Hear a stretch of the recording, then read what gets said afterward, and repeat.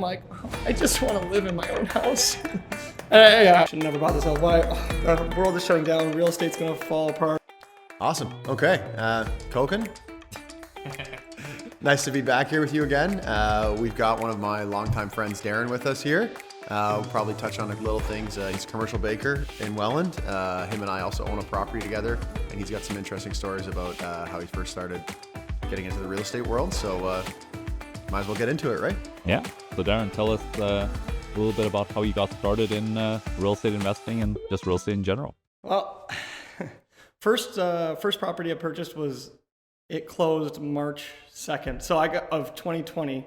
So if you can kind of do some math, it was a week or two before the world shut down, and I thought it was the worst possible situation ever. When I bought that house, it looked like the world was falling apart. So anyways, I started looking in 2020.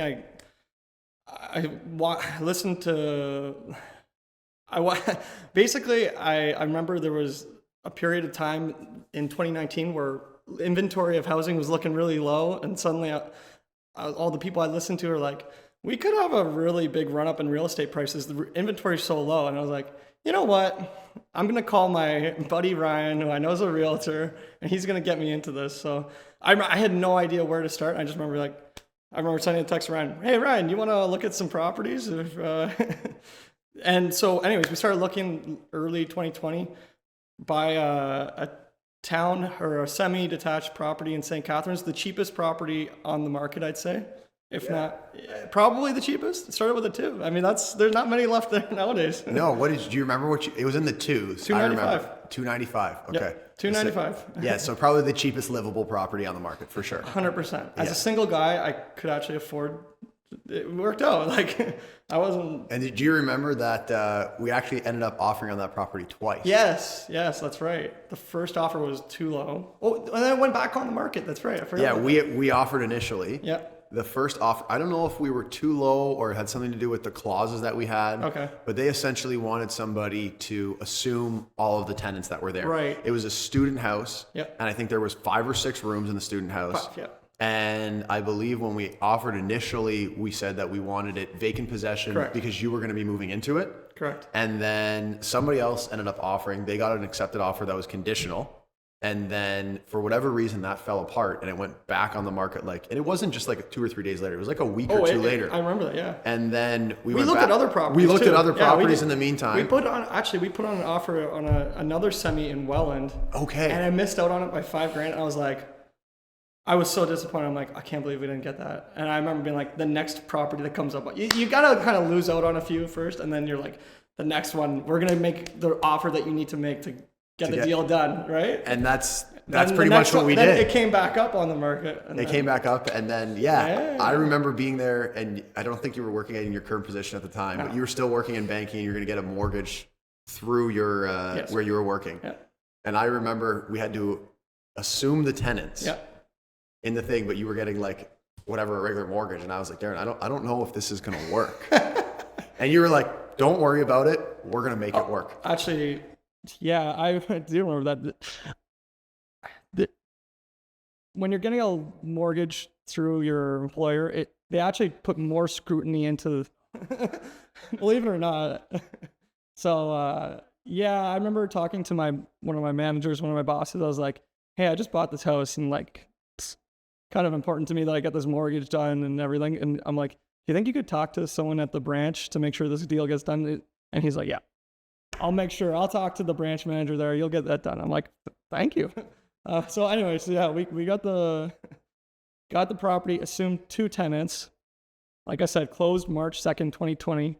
That was so you assumed 2 tenants right before the world shut down. Yeah. And I mean, everyone's heard the horror stories of what happened at that point. So then we start the process of, I'd go in to meet with the tenants and be like, hey guys, I'm moving in. Every time I would drive by that house, I would just get like a wave of anxiety, just being like, oh, I don't want to go in and talk to them. Because some were more willing to deal than others. The one guy I remember like, hey guys, just stopping in, wanted to discuss how we talked about, you guys moving out so I can move in and everything. And they were like, the one was fine. The other one, he starts slamming doors. You can't do this. I'm like, I just want to live in my own house. And I realized afterwards, I'm like, I remember telling you afterwards, I'm like, never again. I'm never buying a house that has a tenant in it. I'm like, I'm never assuming this was terrible. But anyways, that's part of it. It's just not for me. I mean, I felt bad every time I'd go towards the house. But anyways, we eventually find a deal that worked for both of them. It involved the money. Actually, no, I had to go to a paralegal, got some paralegal advice, and they basically said, pay them, and that's the way to do it. That's how you get. And so, because it's interesting, because you were assuming people that were on room rentals. Correct. So this is not under the standard landlord-tenant board. It's a gray clause. area. It's a gray area. Yeah, it's a gray area because people are sharing bathrooms. Yeah. You theoretically could be moving into one of the rooms. Yeah. And start living with them. I could have. Yeah. It was a very interesting time. Well, not even. Yeah, you're right though. The fact that you're sharing a kitchen suddenly changes. You're not a tenant. You're a roommate. So, and again, I'm not an expert in that field, but I do remember being told like the landlord-tenant board might not even apply here. It doesn't apply. It doesn't apply. Yeah. If it's a roommate or roommate. So like that might help you a bit, but at the same time, it's. But then, how do you get them out? Like, who's ordering the sheriff to come? That's right. If there's no judgment, you're going to regular court. I don't know. That's the advice of the paralegal was just make. Like don't try to. Don't stretch it out. Just make it. Yeah. Do you remember what you had to pay them? $800 plus a moving van, and it was really good. I wouldn't complain about that. And then. And you were also kicking them out when the world was shut down. Well, no, not yet. It was like I remember March 15th. So it took 2 weeks. They eventually came to an agreement, and it was March 15th. And I remember seeing the moving truck leave, and I was like. All right, finally got it. And it was like the next day the world shut down. And I was like, wow, this timing could not have any better. But yeah, I don't. Well, it worked out. That side of it was, it worked out great. Because like if March 20th had come, then I don't know. It would have not been good. it would have cost me a little bit more money, maybe. I don't know. I don't exactly. I mean, back then people were like staying at home, rental showings. I don't know if that was a thing back then. Oh yeah. To look at a new place. And then okay, so then everyone's out, and it was. I still say I was the luckiest person on the face of the earth after that. I originally, the pessimist in me was like, I should have never bought this house. Why? The world is shutting down. Real estate's gonna fall apart. The world's gonna fall apart. Like this whole pandemic is the worst thing ever. And I remember slowly but surely I realized how lucky I had gotten being able to get in before the pandemic run up in prices, and also. My dad, having a construction company or windows and doors, and him not being able to work meant that he needed to do something during that time. He had to get out of the house. He's not a sit-at-home kind of guy, so he ended up doing all this work on my house for free. Oh wow! I'm not kidding when I say luckiest guy on earth. Like it was like, I think I would still be renovating it today if he wasn't able to do all that work. Like, yeah. What did you guys end up doing to the place? The kitchen was fun. Kitchen, paint. It needed a lot of there was holes in the walls, a lot of interior doors. Okay. Yeah. Like I said, the one tenant in the basement wasn't too happy. He was punching holes in doors. Like, just not the best of situations. But anyways, the kitchen was the best part. We bought during the middle of COVID. We bought a kitchen that needed to be torn out of a house in Toronto. Okay. So it was a granite countertop. It had a nice island. Oh, wow. It was beautiful. Got all the cabinets as well. Cost us $500. No. But we had to rip it out ourselves. Okay. So we tear it all out. We drove down to Toronto, middle of 2020, and we were going down the QEW. No traffic. Not a single car on the. It was if it was like 9 a.m., middle of what would have been traffic. Rush hour, and we were just cruising right down. We drove to Toronto. We were like on the east side of Toronto. We got there in an hour and a half. I'm like, this is never gonna happen ever again. Yeah. You will never see this again. And then we go and we tear out this kitchen. It took a full day. It was a total pain. We're like, anyways, but we got a killer deal. My dad was on Marketplace looking at people who were selling kitchens where it was like, you tear it out, you can have it for basically nothing. And he had all the measurements of my kitchen. He's like, this one's gonna fit. We'll have to cut off, we'll zing off part of it, but he's like, it'll fit, it'll work. And we got a killer deal on the kitchen. And again, he did all the labor. Like, obviously I was helping. You bought the coffee. I might have bought a lunch or two. Well, that's good. That's good. No, he was, yeah. But that was his therapy. I was giving him therapy. He needed me more. You were actually doing him a favor. Obviously. Yeah. So you got to find those win-win situations in real estate, right? Of course. Yeah. So, let's see. And then after that, we did all those renovations. And then it was in a rougher area, obviously, for the price in St. Catharines. And then I met my wife.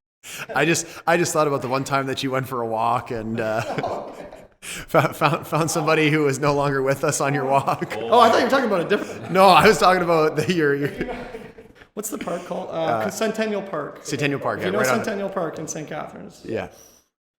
Yeah. I walked that park every day, so I loved it. Played disc golf. I played so much disc golf during the pandemic. It was great. The only sport you could play. It was free. It was awesome. Anyways, we rough area. I meet my wife now. It wasn't my wife at the time. We have our first date, Valentine's Day 2020. So I met her just before the pandemic. Like I said, my timing with everything was just about as perfect as it gets. So I meet her February 2020. She eventually moves in by the end of 2020. Anyways, so she moves in, and after a few months of living there, we're like, I don't think this was a great house for a single bachelor. Yeah. But not once. Yeah. So, anyways, we you didn't want to raise your family. Not a place you can. Yeah, I probably honestly I'd still live there if I hadn't met her and it didn't work out. Like I would. It was right near downtown. Like you could just. I did get unlucky in that sense where I wanted to be in a place where it's close to downtown, go to an Ice Dogs game, walk home. I mean, the Safeway. There was anyways, you could go around the rough areas. Anyways, 15-minute walk to downtown, 15-minute back home. But anyways, all that, the whole period I lived there, downtown was shut down. It was not ideal in that sense, but I made out in a lot of other ways. So you sold that property probably close to the peak then at 2021. Yeah, but we were also buying at the peak. So yeah, you're right. Okay, true. You're not. Yeah. It's hard to benefit. But I got lucky because I owned 100% of the property originally, and then I went down to 50% with my wife. So I think there is a benefit if you're selling real estate in a high market and buying again. Anyways. So yeah, we bought and sold in July 2021. Okay. And Would you remember what you ended up selling that place for? Yeah, $450. Nice. And you did a good job on the sale. I do remember there was a lot of. I remember we were. I was out one night and it's a Saturday night. I'm like, Ryan, why are you trying to get this deal done on a Saturday night? I'm like, shouldn't you be out having a good time? And it's like 8:00 at night. We got the word that. I think we had an offer for higher. It was like $460, but we were going back and forth on it because it required a one had an inspection. And inspection, one yeah. The inspection was the $460, and you're like, there's a smell in that basement. I don't know if you want to let anyone figure out why. I don't recommend it. That was part of the So, anyways, like basically a year. I think it was September of 2021. Does that sound about right? No, July 2021. Oh, just July. It was July 21. So basically, like not even a year and a half. Oh, Make a quick 150 as a 20-something kid. Could not have gotten any You're luckier. doing okay. Yeah, the timing was like. It's amazing how much that speeds up your life in terms of, now we're, our like getting married. It's so much easier to be like, yeah, my life is much more financially secure. I feel really bad for a lot of people who didn't get in before that run up in real estate because it's hard to feel financially secure when you're making these huge purchases and, it's to start a family and everything. Like it's crazy. It's, I don't really, That's tough. So anyways, I got really lucky there. Anyways, next house was in Welland. Nice neighborhood. We love it. Still there today. Still there today. You're going to have your first kid in that house. Of course. Yeah, there you go. September. That's good. Yeah, September. Thank you. Yeah, really exciting. So July 2021, you sell this place. You go kind of buy your family home that you're going to live with your wife. A few months after that, I think there was a poker game where you decided to spend some of your money. Okay, so I'm really good at keeping my my New Year's resolutions. I've been really good. I'm like 3 for So 4, while 4 for everybody else in 4. the world doesn't do it, I'm really Darren good at Dimarco keeps those New If Year's I resolutions. say I'm doing something as my New Year's resolution, I've been pretty good. I will say, I don't want to brag, but my New Year's resolutions have been good. So the 2020 New Year's resolution was that I was going to buy a house. You did? I did it. Yeah. And then 2021, no, I guess, it's January 2022, my New Year's resolution was to make an investment with that. I was like, I got to do something with this. And then, oddly enough, right around New Year's, we're having a poker party, and you might not remember the story better. We're having a few drinks, playing poker, and we're talking about, like, you know what? I forget who initially said the idea. I think it was you. You were like, hey, I really want to buy a property in the United States. And I was like, done, we're doing it. I'm like, this is happening. I remember talking to, like, a few weeks earlier, I talked to an accountant or someone who I really thought was really well respected. They're like, yeah, my next big real estate move is I'm going to buy some real estate in the United States. And I remember hearing him say that, and I was like, this guy's really smart. I feel like he's onto something. And then you said it to me at that poker party, and I was like, there's something there. There's something there. It's a sign. It's a sign. And then that was like, yeah, we set the wheels in motion. Yeah, because I think that would have been, again, early 2022 was when the real estate market here in Ontario was, like, February 2022 was the peak, right? It was at the all-time peak of real estate prices. So, in hindsight, obviously, looking to buy somewhere where it wasn't the absolute peak was probably a really good decision, as opposed to, kind of reinvesting at a time when things were at a peak. I remember that we were sitting there playing poker, and you were like, yeah, let's buy a place in Niagara Falls, New York. Yes. And because I think they had, like, duplexes for like $70,000 or something absurd like that. And just across the border, the same duplex was $700,000. Yeah. Right. And I believe we looked into Niagara Falls, New York. We looked into their rental laws. I actually called a friend in Niagara Falls who was living in Niagara Falls, New York. And I remember being like, hey, man, like, you live in Niagara Falls, New York. Got any thoughts on the real estate here? And he goes, so the streets are numbered from the Niagara River, so the Niagara Falls. It's numbered first street, second street, fourth, and it goes all the way to like 200 streets. And they're all labeled 1, 2, 3, 4, 5, 6, 7, 8, all the way down. He goes, well, I'll be honest with you, Darren, I wouldn't buy any real estate until 130th Street or something. I can't remember the exact number. I was like, okay, that's a lot out of our price range. Like, it was one of those where he's like, yeah, you get really cheap real estate. But he's like, I would probably steer to 130 streets down from the... Anyways, but yes. And then we started looking into each of the neighboring U.S. states, New York State, Pennsylvania, Ohio were our 3. I think that was it. And how landlord friendly, tenant friendly. We were trying to balance that into our decision where to buy, and I guess we went for Ohio. Yeah, I think we Is that pretty much like? I think we went for the most landlord friendly state, right? Yeah. I think coming from Ontario, having the experience that you had with your property on Oakdale, and really kind of being like, okay, I don't want to have to deal with a scenario where it's very hard to get tenants out again. So then we started looking at the rental laws, right? Yes. And although New York is probably a little bit more, conservative in terms of their rental laws than Ontario is, it was still very progressive for being in the US. Yes. Right? So we started looking at, I think we were looking for something like within 4 hours of the border, so we could, make a day trip, worst case scenario if we had to. And so we started looking at, I believe, Pennsylvania and Ohio. And it came down to, like, I remember reading the rental laws for Ohio.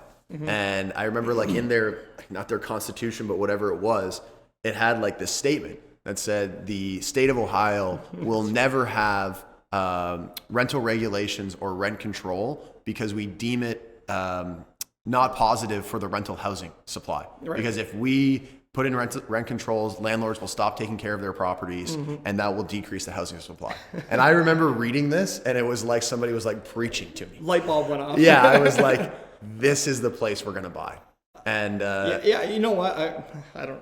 I mean, there's a lot going on in differences in Ontario and Ohio, but I do remember when we've talked to a few of our, conversations with our realtor there, and I remember them saying, yeah, there's actually an oversupply of low-income housing. I'm like, weird.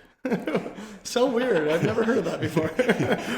We have the What do you opposite mean? problem. We're like, yeah, you can get, $1,600 in rent for a single family that's all fixed up, or you can get a duplex that's 800. I'm like, well, that doesn't make sense. I feel like you would get more for that. They're like, well, duplexes are typically, it's a little more low income housing, and there's just a glut of low income housing here. I'm like, weird. Okay, interesting. But I don't know if that's the laws there or it's just the economics of Ohio. There's a lot. It's similar to Canada, I guess. Is a Rust Belt city. Cleveland's definitely a Rust Belt city. definitely a Rust I Belt love city. a good Rust Belt city. Who doesn't, right? Buffalo, Pittsburgh. I love all those cities. But yeah, I feel like Ontario has definitely seen more population growth than Cleveland has. So. Mhm. I do love Cleveland. I'm a big supporter of the Guardians. Yeah. Anyways. Right on. So how's that been going? So timeline wise, you made that decision early 2022. When did you ultimately end up getting that property? The process was a lot more difficult, I think, than we realized at first. Definitely than I realized. It wasn't quick, I'll tell you that. I had to open a corporation here in Ontario for my corporation then to own the shares in the U.S. corporation. So just opening the Ontario corporation took months, and then now forming the U.S. corporation, that took months, and that took forever. When did we actually... So anyways, I'm trying to remember timeline. When did we actually close on the property? We closed on it October 20th of 2022. So it took 10 months. Yeah. And so that's not like we weren't sitting on our hands. We were always waiting for a lawyer. waiting for another lawyer, Yeah, another it was- accountant, another professional. Yeah, and we probably were looking at houses for a month or two. So we had to figure out where in we're not right in the heart of Cleveland. We're in a suburb of Cleveland, 20 minutes outside of Cleveland. And we started looking in the west suburbs, west side. We started looking the east side.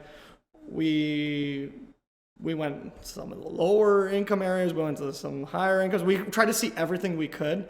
And ultimately, we liked the east side because of, actually, it's a half hour closer than the west side. Like, where we are is actually a lot closer than getting to the west side of Cleveland. So that was one perk we liked. And I remember we went through South Euclid. We saw one house. I was like, we saw a house in the neighborhood. Just, it felt like such a nice neighborhood. I was like, this is the neighborhood. I got a good feeling about this neighborhood. This is where the houses were. It reminds me, if you know well, in Chippewa Park neighborhood, like those old Tudor style houses. They're beautiful. And I was like, I like this. It's older houses, but they're really beautiful neighborhoods. Old growth trees on the streets. Like, it's amazing what a house there costs compared to if that was in Chippewa Park neighborhood of Welland. You would have been 4 paying, times. probably 4 times, and then and then add the conversion onto it as well. Yeah, I remember the one other thing I thought was very interesting about shopping down in the States compared to Canada is they always called point of sale there. Right. And so I remember that was a big factor into the county that we actually ended up buying in, because so you can have neighboring counties, right? And so like literally right across the street, you can be in, say, Cleveland Heights, and then we're in, say, South Euclid where we are. Cleveland Heights will have a completely different set of rules around selling their property than a house right across the street will.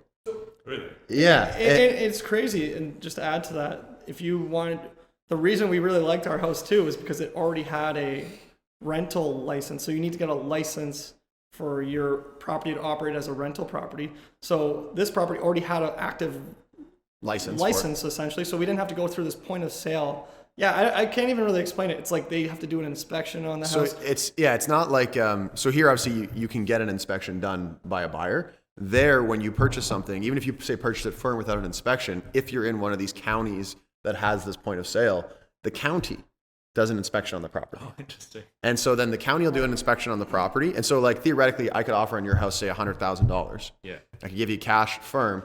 Then the county comes in and says, hey, there's $30,000 of repairs that we require to be done before anybody lives there. You guys now need to put $30,000 in an escrow account. Show us that you have it. And then you have to go and fix these problems before you can rent it out or anybody can live there. So do you remember what some of the reasons that you can be forced to put money in that escrow? The best was if you have cracks in your concrete, in your garage. So the concrete floor in your garage, like you've been in a million houses, like how many concrete floors in an older house? They're all cracked. Yeah. In a garage. It's a garage. But they would not. So, and again, like to repair a concrete floor is not cheap. Yeah. And it adds zero value to the house. I mean, And who pays this? The seller? no, Buyer. the buyer. It's crazy. Oh, what the heck? So you pay the purchase price and you have to give the county money? Well, Or You have to, agree you have to put it in an escrow account so they know you have it, and then you have to basically complete what they say before they will give you occupancy. And so, but different counties have different rules. So like, for instance, I remember the house across the street, if it didn't matter whether there was a rental license attached or not, we would have had to go through the point of sale with this. Oh, wow. But because this one had a rental license with it, as long as we didn't allow there to be too much of a lapse between tenants, we could continue to rent it without going back to the county and without having a point of sale. nice. So this was like a huge benefit for us. I was thinking about it from the realtor side of things. I could not imagine being a realtor where like How painful is that? like a block over, you've got a different rule for selling than you do on this side. And then 3 blocks that way, you've got another different rule for selling over there, right? It was crazy. Cleveland is bizarre. It's Cleveland, the city is the downtown core, and then all these suburbs are their own municipalities. So it's not just one big city. Every little county or every little municipality that's 10 minutes outside of Cleveland is its own municipality. So they all have their own rules. I think it's really inefficient, and I mean. But anyways, it added all this extra bureaucracy that we're like, let's try to take something safe. And like just researching all the different municipalities was one of the more time-consuming processes just to figure out which one we liked. But I think South Euclid is one of the better ones. We got pretty lucky in that sense. They've been good. They've issued our rental license renewal, I think. I paid for it. They haven't really said anything, so I assume we're still legally operating. Yeah, it is interesting though.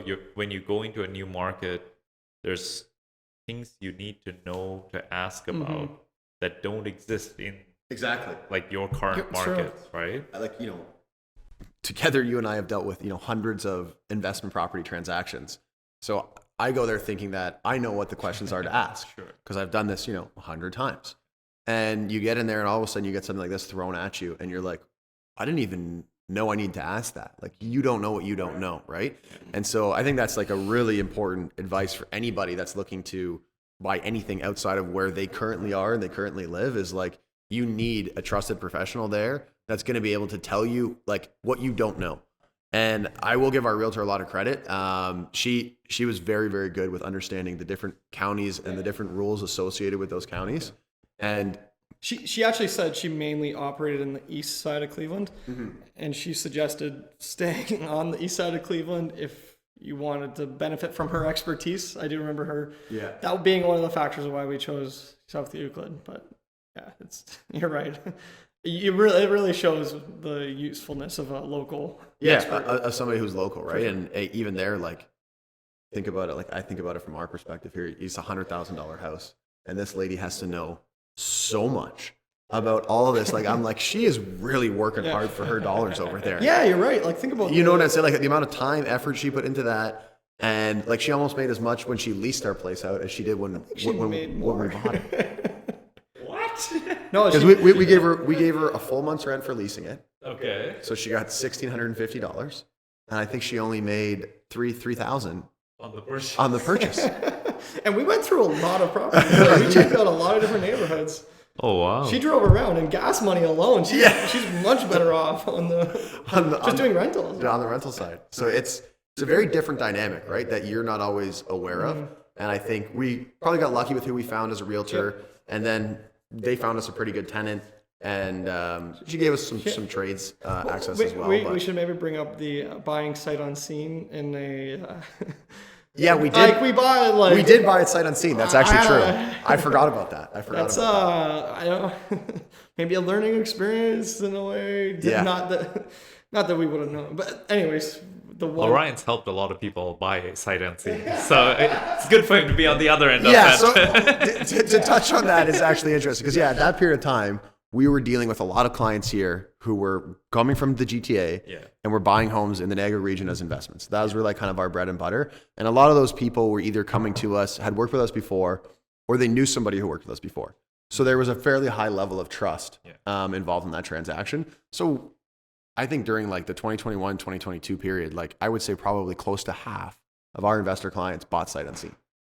And to be fair, none of those people dealt with what we dealt with buying our sight unseen. That's because It was a little bit different, obviously, but I remember when we went there, like we did our due diligence. I remember we even stayed. We bought an Airbnb. We rented an Airbnb in the neighborhood we were staying in, so we could we went and get a feel for and we went out for dinner. We didn't go to the franchise restaurant. We went to the local hole in the wall. We were like, who lives here? Yeah. And what are you gonna get? The neighbors We met across the neighbors across the street. Like we kind of tried to immerse ourselves in the culture to kind of get a feeling for it, which was good. We went golfing. We went golfing golfing in the there, neighborhood. and we talked to the bartender. We actually got a lot of good information. Wow. I forgot about how many people we discussed. This was before the Yeah. purchase. So this was when we were choosing the Due location. diligence, man. And so I think we did a great job picking our location. I think so, actually. No. We Now that I dropped think the ball a little bit on the purchase of the property. Okay. I maybe again, helping so many people buy sight unseen, I was kind of assuming that realtor was doing what I was doing for my clients, which was an assumption that was probably wrong, and I shouldn't have done that. Looking back, because I remember. did we look at? Did you have any knowledge? Did you see any pictures of the boiler? No, When we didn't see any pictures of the basement. She Yes, she that's sent right. us pictures. She sent us a couple videos, and It looked nice. and it looked very nice. And we're like, "What do you think our major problems are?" She's like, "Well, the kitchen's old, probably needs a coat of paint, but otherwise, it looks pretty And good." that was totally true. And that was all totally true. Yeah. But one thing that we didn't realize was that there was a boiler in the basement which wasn't working at all. It was not working at all, because I think we probably purchased it around September. Okay. So the boiler wouldn't have been turned on at that period of time. So boiler was warm in the house. She didn't need to do anything. matter. We go in there, and I remember because I slept in my car in the driveway of the property because I went for the final walkthrough the day before closing, like you normally would. And I was like, okay, I'm just going to go there. And I didn't want to buy a hotel. And I was like, whatever, I'll just park in the driveway and stay there. Yeah. And I remember going in there the day before, and I was like looking, everything was okay. I was like, oh, the heat doesn't seem to be on here. Let me go turn on the boiler, because Darren and both of our spouses were coming the next day. I was like, I better make sure this place is warm for when our spouses get here. They're going to kill us, right? So I turned on the boiler the next morning, whatever, blah, blah, blah, blah. We get the keys. I walk in, and this boiler is still not on. And so we ended up finding out we needed a new boiler. And On the day you're closing. the day you're closing, yeah, because we found it out. We didn't know. It was bought, no conditions kind of thing. Yeah. Even there, it was like a firm offer. Yeah, because we were cash offers, we were competing. We ended up getting it under asking in competition. But the one thing that they said was like, if you guys can go no inspection, we'll give it to you guys for that price. We probably saved $5,000 on the no inspection, and the boiler cost us $15,000. So we didn't exactly win on that scenario. Sure. Yeah. There's a lot of plumbing too that went with that. It wasn't just the boiler. Yeah, because they had to do a bunch of extra plumbing was work a that was around it. Because the boiler, I think itself, It probably had wasn't something that to do much. with the plumbing was below the boiler because it was sitting up, and if your pipes are below, there's like Yeah, it had to I'm do with not like an air expert. backflow. But basically, Yeah, whenever somebody installed these initial pipes, they Just did a installed them terrible wrong. So job. then we had Unlike the way contractors talk to convince you that the pipes can go this way, so that's why we have to charge you $50. It did make sense though, because basically you're supposed to have the pipes above the boiler, so gravity takes the water down to the boiler. And Yes. our pipes were below the boiler, so it was having to like suck and pull the water in, which was an issue. and it Made caused sense It to caused us. a smell. Like I think they were Yeah, saying it causes produced a smell. And anyways, We're not big. We don't notice smells though. Like we're not that. I've been type hitting the of head too work. many times. Nose just doesn't work. Had to be too many concussions. Yeah, it just Don't doesn't. notice those things. Those little things. Yeah. But anyways, we ended up getting it. Okay, and then I got a good story too. While the boiler's being installed, we're like, hey, a few of me and my buddies were like, we're gonna go down to Cleveland. We're gonna go watch a Browns game. We're gonna stay at the house we just bought. Ryan wasn't there, so it was me and a bunch of buddies, probably 6 or so of us. So we got 6 of our buddies. Middle We're all of gonna winter. Middle of winter in Cleveland. It's snow belt too. Like it's cold. Anyways, so we get to the house, and leading up to it, week before, I go, Ryan, Yes. 6 guys sleeping in this house. Brian was taking care of all the contracting. He was the general contractor. He was dealing with the boiler maker and all the plumbing and all this sort of. I'm like, Ryan, you gotta talk to them and make sure there's heat in this house when we get there. Ryan goes, no problem. He talks to the guy. He says, yep, it'll be ready for Sunday. No problem. It'll be good. You'll have heat in the house. I'm like, perfect. Okay. Show up to the house. There's no heat in the house. So we got 6 guys. Everyone's like, what do you mean there's no heat in this house? We're staying over here. We're not getting a hotel. We're staying, and it's freezing cold. So we go to the local Home Depot, pick up a heater. Like a space heater. Just pick up a space They all heater, sleep in the basically. living room. We all slept in the big, because we all had blow-up mattresses. There's no furniture in this house. We're all like, we're gonna save a few $100 on the hotel. So we buy this space heater. Did nothing. By the way, if you ever see a space heater, it heats up about this far in front of you. It doesn't do anything in a big open living room. So, anyways, the next morning, so we all sleep in this living room. We're all in our winter coats sleeping because there's no heat, all cuddled up. Anyways, and then we went to the Browns game. We came back that night, had a good time. We were all sleeping the morning after in the living room. And because you called the boiler maker, Darren then calls me when he's there. I'm He's like, yo, what's happened? going on? There's no heat in the place. You promised me there was heat. So then I call my guy. I'm like, hey, you promised me there was going to be heat. There's no heat in the place. I have people staying there. Like, what the hell's going on? Monday, so then it's Monday morning. We all took the Monday off. It's Monday morning, 8 a.m. This guy shows up. There's just 6 guys sleeping on air mattresses right in the middle of in the them. middle. And he's just like, hey guys, what's up? Sorry. We're like, I wonder what he thinks is going on. Must have been a real weird way to start his morning. But anyways, got the boiler done. I think that actually is one thing that I think maybe a contractor or two might say, hey, look, these guys are from out of town. They're never going to be here. They can take advantage. Oh, we'll take our time on this project. They're not going to know what's going on. And then as soon as you're there and you're like, what is going on, guys? You said it was going to be done. Then all of a sudden they show up the next day. You're like, I wonder if there's some contractors that are, and that's maybe I'll learn.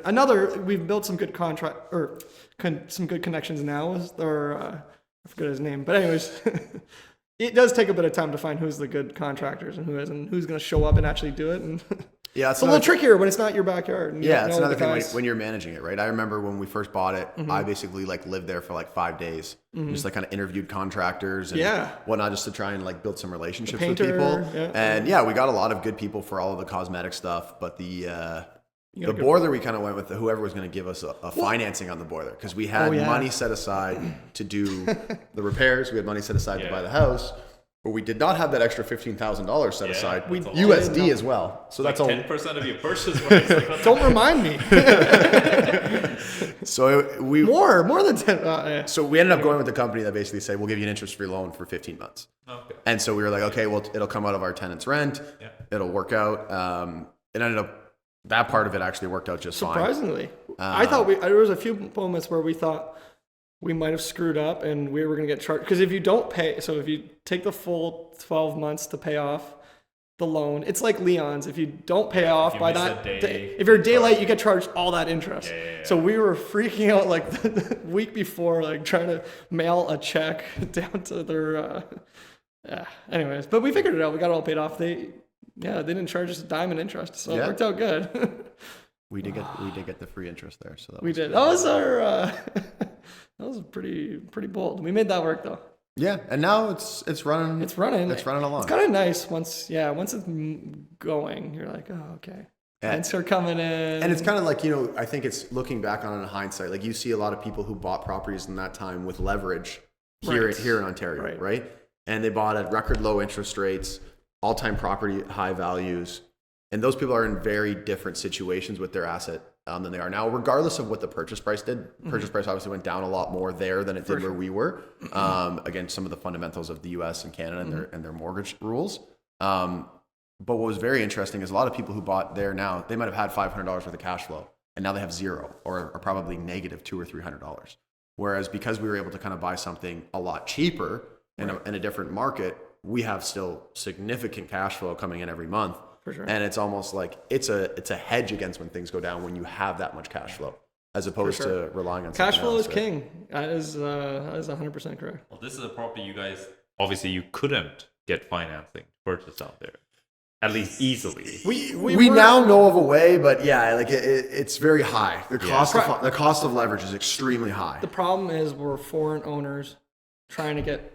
If you're a foreign owner in another country trying to get financing, talk to anyone there and they're saying no, we won't do it. We can't do it. So you end up having to go to the private financing route. It's expensive, right? Suddenly, you're looking at least 10% interest, and it starts making the numbers not make sense as much to start having to finance. No, definitely. You borrow at 10% interest. We would love to get a mortgage on it, but I'm way too cheap. 10%. The conservative bank. I am so against that. I'm so against that. No, absolutely. I think there's got to be a way. But I guess, Ryan, you have experience personally investing in real estate here that has mortgages, but maybe has cash flow. What's it like to own a property that has no mortgage, at least psychologically? How different has that been? Psychologically, it is amazing. Because again, like I said, when shit hits the fan or when things get very volatile, that having a place without a mortgage with extreme cash flow makes you feel like almost like invincible. Because how much did you have to listen to the U.S. Federal Reserve meetings? They don't care. Who cares? No, it's like you don't care. You know that it's a total hedge against everything else, right? Obviously, we know that in terms of property appreciation, we're not budgeting 5 or 6% a year. That's not happening. We're kind of hoping stays flat. Maybe it goes up, 1% or something like that, and it gets them over time. But if you look at your cash on cash return, it's still very, very good. Yeah. And from I think the point you made is very good, the psychological perspective, right? Because it's so easy when things are going well to try and use more leverage, to try and get more, almost kind of have that greed mentality of how much can I make, how fast can I grow? Yeah. Whereas this is almost the exact opposite. It's like, how can I preserve myself so when everything goes wrong, I'm still in a really, really good spot? Because it's like, worst case, we lose our tenant, we lose this.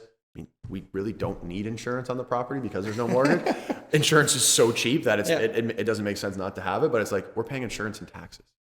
So it's like your monthly cost is a cell phone bill. You know what? Like that's really not. Like, you know what I'm saying? Like my cell phone bill is $200 for me and my wife. That's basically what our cost to manage it is. If everything goes bad, we lose our tenant. It's like that's very feasible for us. So it's the exact opposite mindset that a lot of people.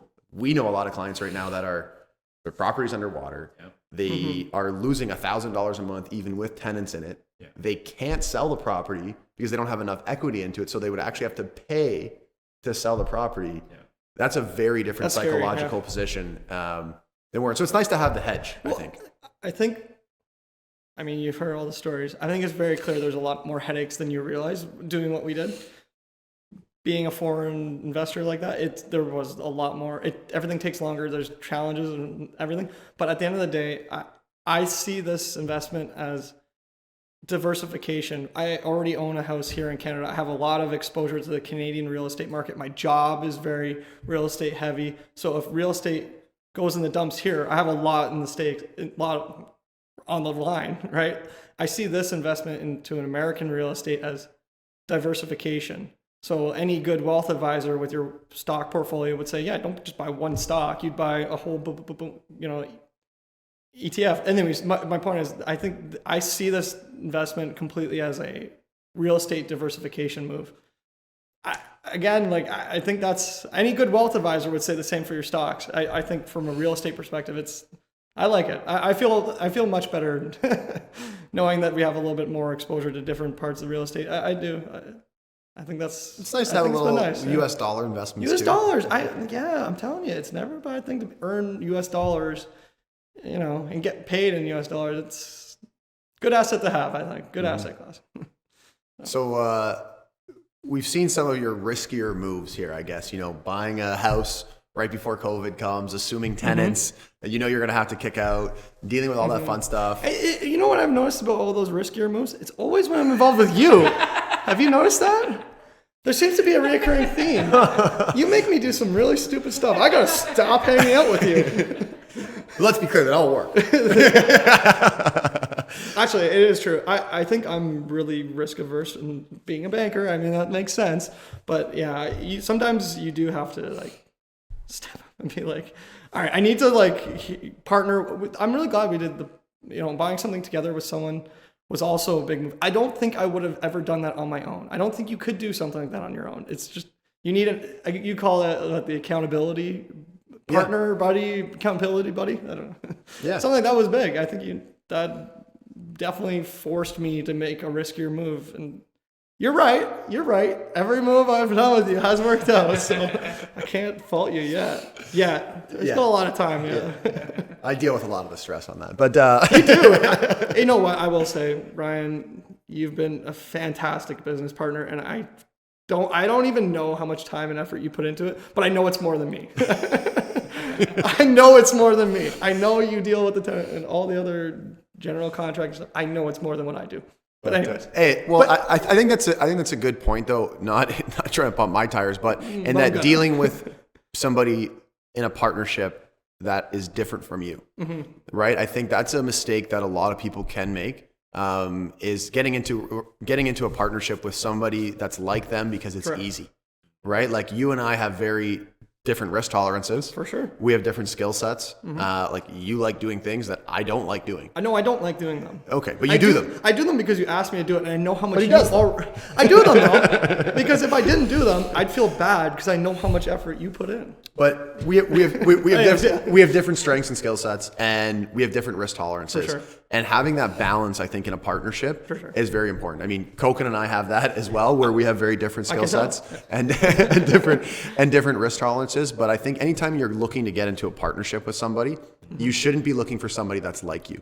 You should be looking for somebody that complements you, because that's how, again, when something hits the fan or when things go wrong, if I'm getting a little too aggressive or eager to push, you're the one to rein me in. And similarly, when you're like, oh my gosh, the world's going to end, I'm like, Darren, it's okay. We'll figure this out. Like, we're going to be able to make it work, kind of thing, right? So there's been a lot I've learned from you, especially when, our tenant will have some moments where, let's just, to be honest, like there's some times where it's like, there's a story and there's a reason why the rent isn't going to come in exactly on the 1st. It's going to take a few weeks. And I'm like, Ryan, calm me down. Explain to me why we shouldn't go, nuclear on this. We need our money. I'm like very. Well, you calm me down though. You've been good for like Darren. Trust me, I've seen a lot of tenant situations here in Ontario, and this is the fact that she wants to work with us. This is a good sign. There's not a lot of. I've seen some really ugly situations where the tenant doesn't even want to work with you, and this is the best case scenario. And I'm like. Yeah, so just to elaborate on that story a little bit, and I think it, again, has a big factor to do with the rental laws of where we are. But I've never had or never heard of, with all of the clients that we work with, all the different rental properties that we have, where you have a tenant who calls you before their rent's late, letting you know their rent is going to be late, and works out a plan with you to pay you. Because they're, like, again, like Darren said, like, she doesn't pay us. Like, it doesn't take very much for us to get her out. Right. But the fact that she knows that, I'm assuming, and then that we're willing to work with her, she'll call us ahead of time and say, hey, listen, I had this, whatever, I don't need to get into her personal life, but I had this crazy thing that happened to me. Almost seems like too crazy for her to make it up. But I believe and so I'm buying what she's selling, basically. And she's like, hey, like, I'm not gonna be able to make rent here, but I can give you portions on this date, and this date, and I'll work with you to do that. That was such an eye-opening and surprising experience for me. Whereas here, like, people don't make rent, they don't answer your phone calls, they don't answer your texts, you go knock on the door, they don't answer the door. Like, you're dealing with so much more pushback because they know they can sit in that place for 2 years before it ever gets around to the landlord-tenant board, and you're out how many tens of thousands of dollars, right? So when we're in a place where the rental laws are in our favor, people start reaching out to you because they don't want to get kicked out. And so when I see that, I'm like, after dealing with all the crap we deal with here, I'm like, dude, we'll work with her. She's going to pay us. Like, it's going to be fine. It's not a big thing, right? And I think that's another really interesting side of where we're buying, right? You lose some of the benefits of the appreciation because we don't have so many people influencing there, and the supply and demand spread is very different. But that being said, it allows a lot of, like your point earlier, allows a lot of safety in terms of a psychological perspective. You know that worst case scenario, we're going to get her out. Worst case scenario, we're not going to be, remortgaging my own house so I can afford to pay for my investment property. Right. And so that's a nice side of it. But just wait though. Cleveland's making a comeback. Okay. You heard it here the first. Rust Belt's coming back. You heard it here first. first. Cleveland's making a comeback. Like, I don't know about appreciation at 1%. Like, the cost of that building, the materials are inflating at more than 1%. For sure. So the land is nothing. You can buy The a land is lot. nothing? No, I'm serious. Okay. No, the land there in Cleveland is 20 grand for a building lot. wow, really? No, but like, that's the big difference. If you're comparing Yeah, like here to Cleveland. well, it's- like when people ask me, like, how does a 3-bedroom house go for $700,000 in Welland? I'm like, guys, you're not paying for the house. No. You're paying for the land the house is on. land is like That's what affects at housing least a prices, really, third. right? Well, in Toronto now, it's like 2/3 or more is the land value, right? And they're like, the house is like 200 grand and like $1 million for the land. Well, yeah. It's crazy. For like older, like Yeah, bungalow or something, right? Yeah. The land has to, if you want to see some affordability, you need the land to be Cheaper. a lot cheaper. Yeah. A lot. Yeah. That's, I mean, you literally cannot buy a lot in Welland for what our For the house is price worth in Cleveland. 200? Well, I sold building lots for like 180, Yeah. 210. Yeah, Like, yeah. even That's what we Canadian pay. to US Yeah, dollars. even that's after what we- conversion, It's what you guys pay. we're still coming out ahead, right? So Yeah. A lot of people do ask too, like, oh, that's an interesting thing you guys did. Like, how do you gonna get into it? I'm always like, where do I start? So this is good. Now I can send this podcast and be like, this is, I guess, the pains that we went through. Here's everything. Like, just so you know, you're making an informed decision if you want to go down this route. It's a little more than just saying, okay, I'm gonna go buy it in my personal name down in the States. Like, I mean, maybe there's things we're missing too. By no means are we grizzled veterans in the American real estate. no, but I think, this point. again, we did avoid a lot of the big mistakes. 'Cause, like, buying in your personal name opens you up to so many tax implications. So like all of that profit we were just talking about goes out the window. Right. So we did, I think set it up properly, and there are some headaches that Can we talk about that? Because you mentioned something interesting about the tax structure that you guys set up with the corporation. So, like, what is your actual structure and what are the taxes you pay? Because obviously you have a lot of cash flow. What is your tax rate? For sure. So we were advised by I was advised by my accountant here, and then did a little bit of research on our own. But basically, you want to do like a 3-tiered corporate structure. Okay. So you want to have, in this case, a United States corporation. We chose a Delaware corporation because of the limited taxes on corporations in Delaware. Okay. Is that why?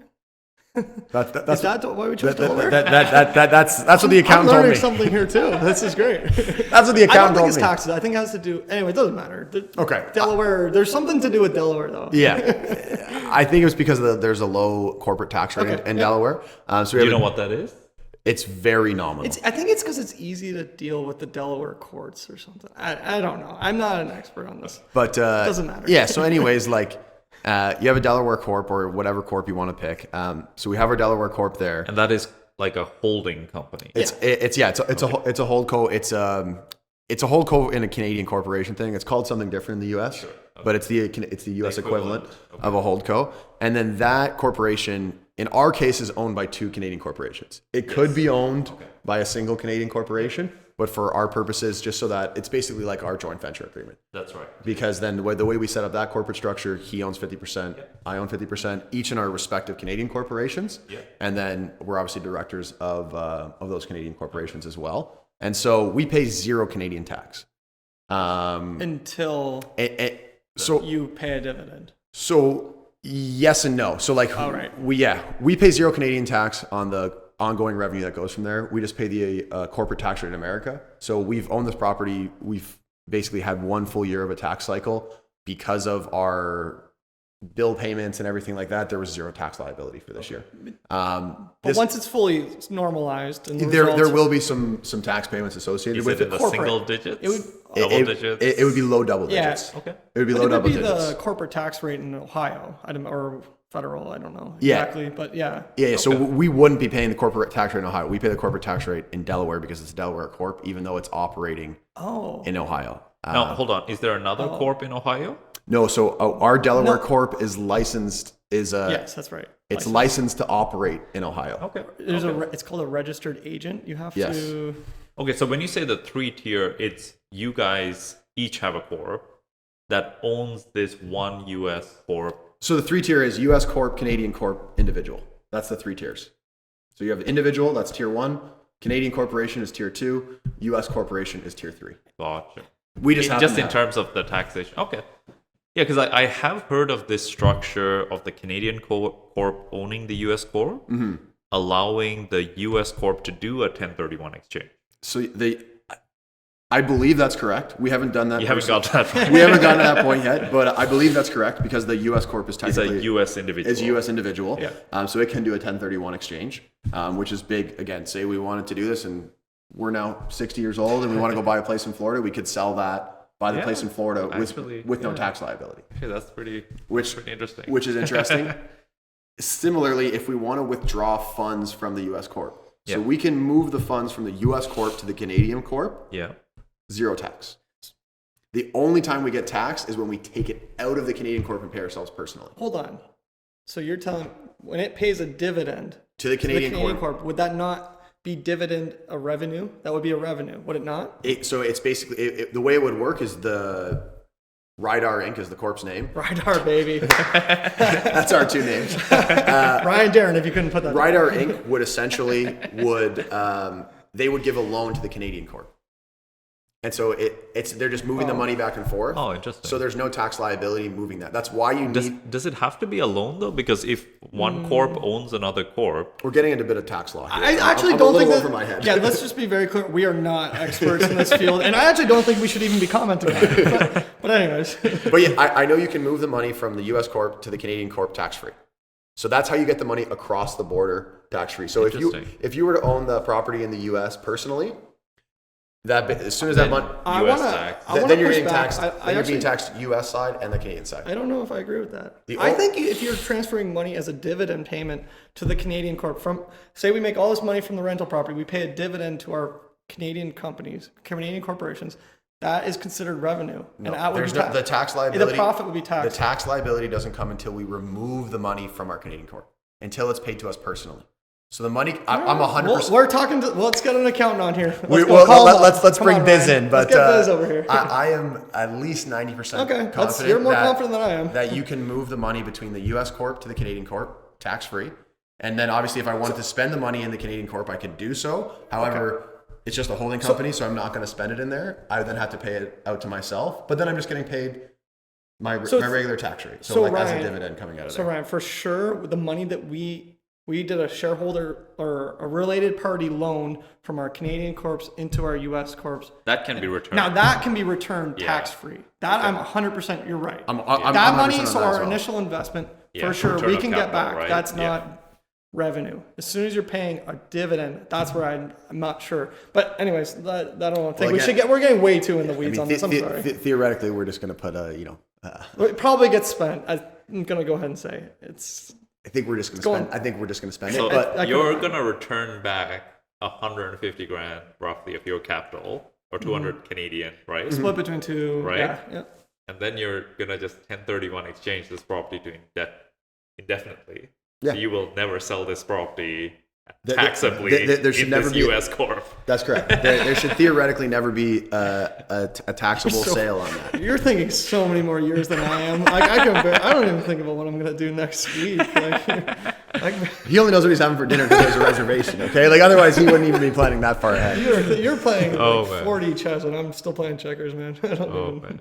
But yeah, you're probably onto something. That is the purpose. There is like the purpose to set it up that way is for tax purposes. That is the reason why it's done that. I'm definitely confident that the exact percentages we can leave to debate, but it's way less than if you would have either had a Canadian person own the U.S. corp, because that's why the Canadian person just doesn't own a U.S. corp, because then as soon as you move that money back to Canada, it is now double taxed. Yeah. Okay, so now we can move the money back to Canada without it being double taxed. That's the reason why you have a Canadian corporation and an American corporation. And then moreover, I believe that we can do a 1031 exchange with the U.S. corp because it is a U.S. entity. So again, as you kind of build up some capital and you can use that capital to essentially go look for said property. So again, there's a lot of ways that you can kind of spend this money without it being taxed. Which is a huge benefit, obviously, depending on what your lifestyle is. That's not the only reason why we are in this, to avoid paying taxes. We'd be okay with paying taxes, but the rules are that we don't have to pay taxes. We're okay. Okay? Let's make that very clear. We're not We're not trying to avoid taxes. We're just we look like terrible people when you start talking about how much taxes we're going to avoid paying. I'm like, whoa.